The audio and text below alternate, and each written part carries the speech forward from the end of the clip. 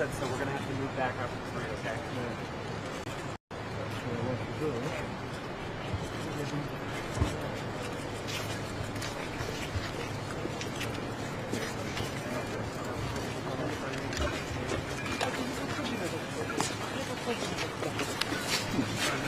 We gotta move. We gotta move.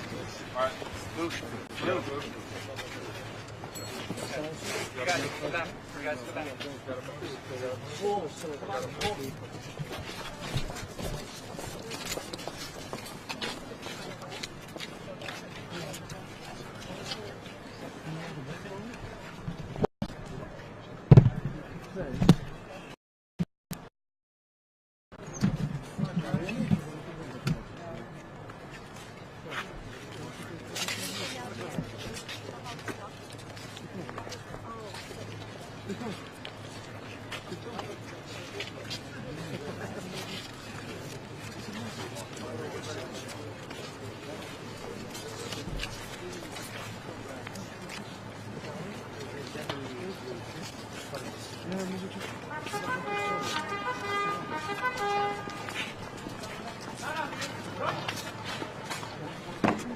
Prezentuj! Broń!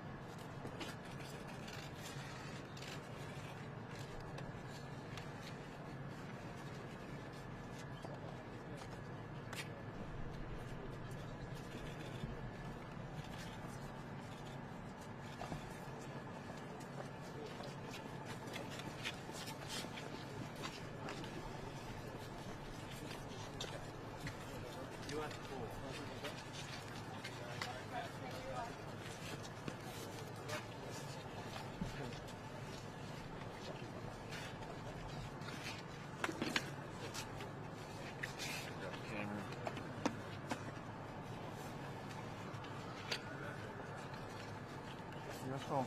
Let's press stay, please. Yes, press stay.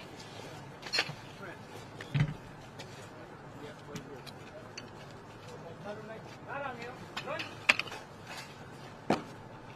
Run on you. Run.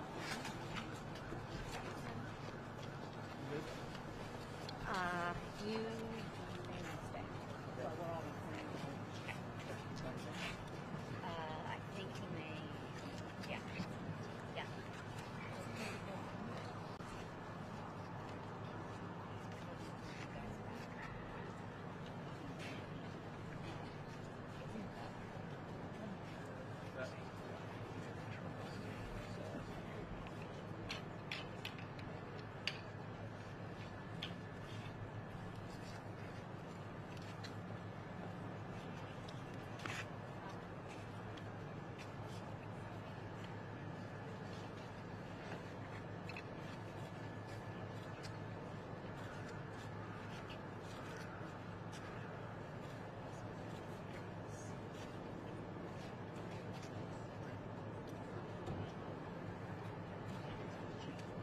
may want to stick her.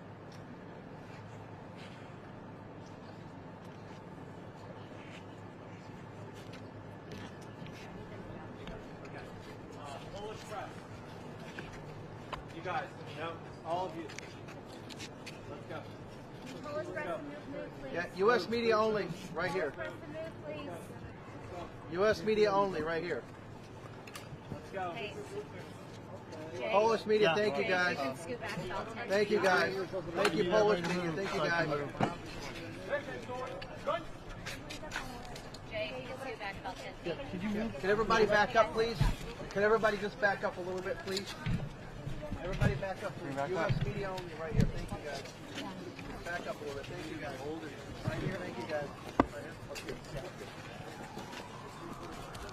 You can come up with us too. Jay, you ready? Hey, can I have my U.S. press in front? Can I have my U.S. press in front right here? You gotta go. U.S. press in front right here. Right there, it's good.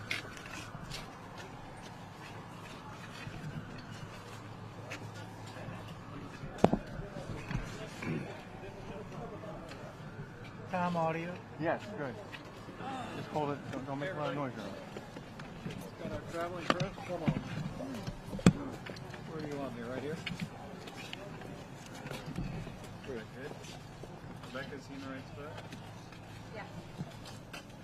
Okay.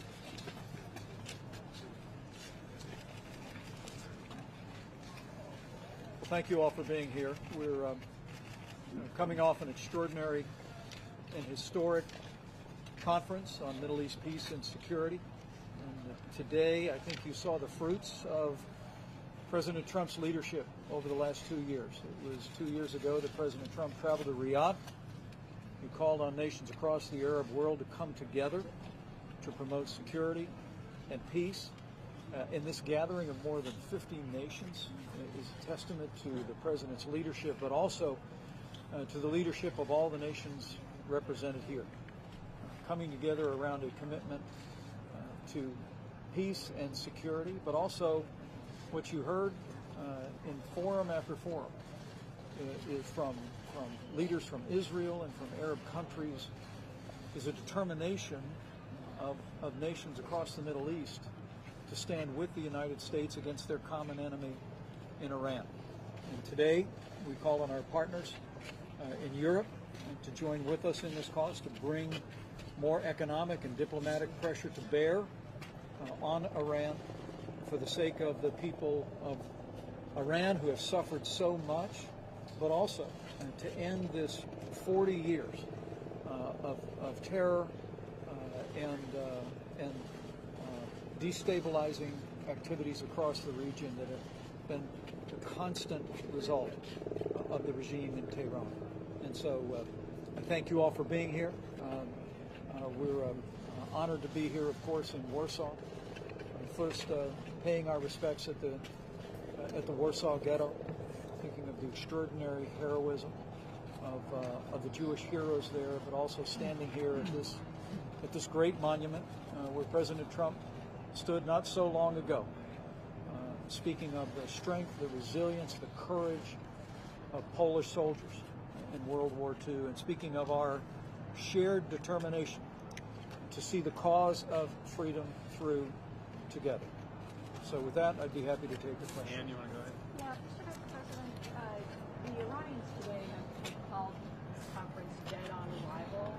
This is certainly not the first comment from them saying that basically all this is the United States and Israel trying to line up other countries to bash Iran. How do you respond to that, particularly given that the Iranians were not here? And secondly, could you respond to the fact that Russia and Turkey organized their own conference? For 40 years, the regime in Tehran has been oppressing their own people and exporting violence across the region. And however they might characterize this conference, what the world saw here in Poland was more than 50 nations send representatives from across the Arab world and across the wider world, all determined to bring peace and stability to the Middle East. But what I heard over and over again in public discussions and private settings was a common understanding among all those present that the greatest threat to peace and security in the Middle East is the Islamic Republic of Iran. It really was remarkable last night. A panel featuring representatives of several Arab countries who were asked very openly what was the greatest challenge in the region. Each of them said it was the Islamic Republic of Iran. But to have a conference coming together with Israel, with Arab countries, with nations around the world, we think represents the beginning of a new era. But again, I hasten to add, this all began during President Trump's first foreign trip, where he went to Riyadh and he called on a new alignment, the setting aside of old differences. And I believe we're beginning to see that in this conference, and we're going to continue to press forward, irrespective of Iran's posture or statements. Mr. Vice President, how close is the U.S. to brokering a Middle East peace deal between Israelis and Palestinians, and is the U.S. proposal complete at this point? Well, I know our team has been speaking to parties on both sides on a very regular basis, and sometime next year we anticipate being able to lay out a framework. But we've made it clear to all we're determined to pursue in good faith peace between the Israelis and the Palestinians. It has eluded the region and the world for generations. But what people can be clear is while there will be compromise, the United States will never compromise the safety and security of the state of Israel. But we'll have more details as time goes on, but I know those discussions are ongoing, and President Trump remains hopeful that what has eluded the world for generations may become possible. And we think it's even more possible now that you see Arab countries breaking bread with Israel and recognizing the real threat in this region is not age-old differences, but rather the real threat in this region is the violence and the terrorism being exported from Iran. Is a two-state solution still possible? As you're here in Poland, have you spoken to President Trump about a potential border deal? Have you heard of anything? What have been the conversations? The President and I have spoken several times during the course of the trip. I know the President is still evaluating the bill that the conference committee has produced. I think he's been very clear that he's not happy with it. Seeing less than $1.4 billion in border wall funding, I know, was a disappointment to the President. But as he's considering the bill, there's $23 billion in border security funding, including many of the priorities that we requested to address what is a real crisis on our southern border. And I know the President is considering that, as well as other authority he has as President of the United States, to address what is a very real humanitarian and security crisis at our southern border. So I think the President's evaluating what's in the bill. He's also evaluating the authority that he has, and I know he'll be making a decision before the deadline this Friday. All right, Katie, let's go, Katie. If I may ask about Jamal Khashoggi, you mentioned that his killers the people responsible for his killing would be brought to justice today. The White House missed a deadline to say whether or not, the Saudi Arabian Crown Prince is responsible for that killing. Who is responsible, and why does it seem that you and the president have daylight between your views on this? Well, the murder of Jamal Khashoggi was not only an attack on an innocent civilian, it was an attack on a free and independent press. And at the president's direction, the United States was the first nation to impose sanctions on 17 individuals that have been implicated in that murder. And we continue to stand firmly behind the assertion that all of those responsible need to be brought to justice. The president's been very clear on that point. We've been very clear with Saudi Arabia on that point, and we'll continue to stand on that principle. And the report, the Secretary of State corresponded with the Congress last week in response to their request for information. We'll continue to provide information to the Congress. But the President's point and our point is that as we demand justice in the case of the murder of Jamal Khashoggi, we also recognize, as is high relief in this conference, the important role that Saudi Arabia plays in the region. Our partnership with them to advance peace and security and prosperity for the people of the region is vital to our national interests. And Saudi Arabia plays an important role in the new alignment that you see developing across the Arab world, including with Israel, in confronting and containing and bringing economic and diplomatic pressure on Iran. So we'll continue to demand justice. But in the midst of all of that, President Trump's point, all of our point is, we also recognize the important relationship the United States has with Saudi Arabia and the role that can play in confronting Iran and also bringing peace and stability to the region. All right, one more, Allie. Vice President, did you discuss at all with Prime Minister Netanyahu's tweet or his statement yesterday that the conference today was going to discuss going to war with Iran? And also, just one more question on the shutdown. Would you advise President Trump to sign it as it is now? We didn't have that discussion, to answer your first question. What we did discuss was, I think,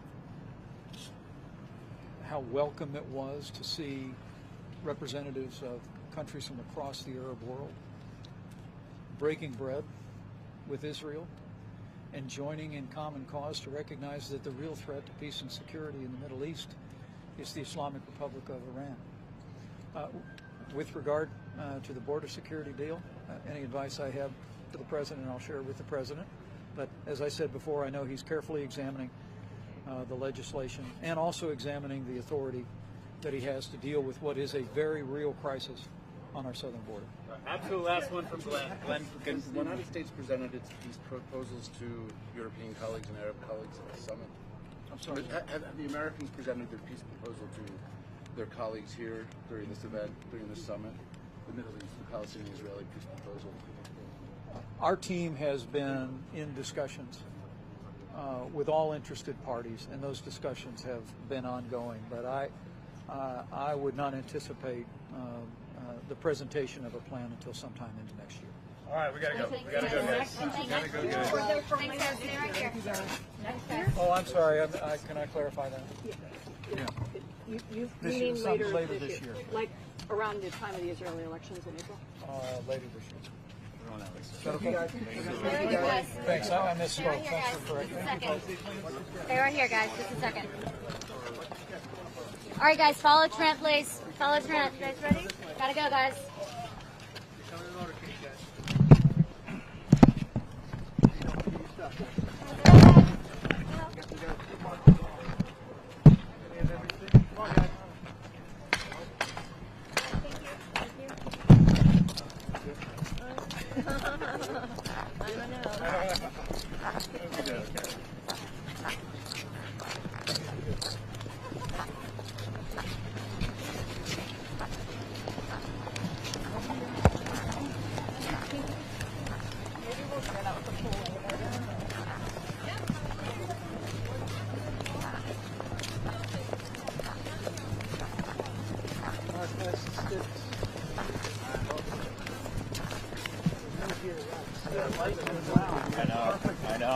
I was just thinking the same thing.